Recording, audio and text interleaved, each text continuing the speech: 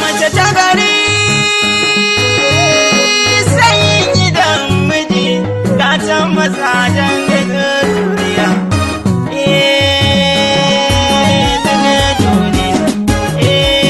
Gaishe ki gatan kun tarbiya, kun tarbiya.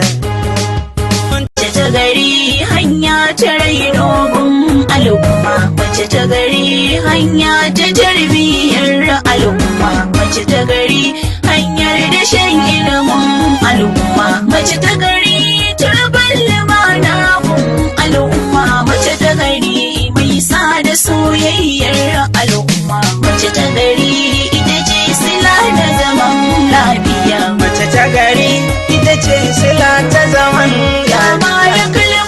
Tutal mulki babu zaman lafiya. Mace ta gari mata iyayen giji, mace ta gari sanyin idan mazaje da zama lafiya. Mace ta gari kaga mutum na tafiya yana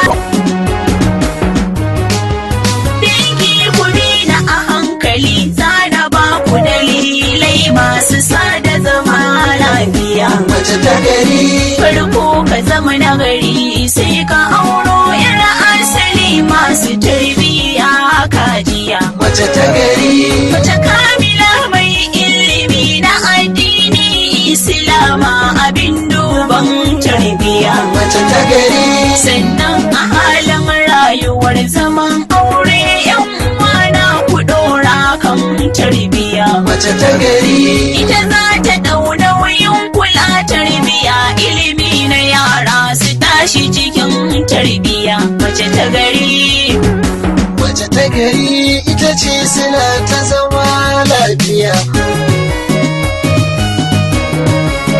ita ke biya wadiya tarbiya, ta zamto asasi na sadar da tarbiya. Mace ta gari ita ke kula da karatu na yara sun shigo gida san ba ta gajiya. Mace ta gari ilimi da jigon tarbiya su suke saka dan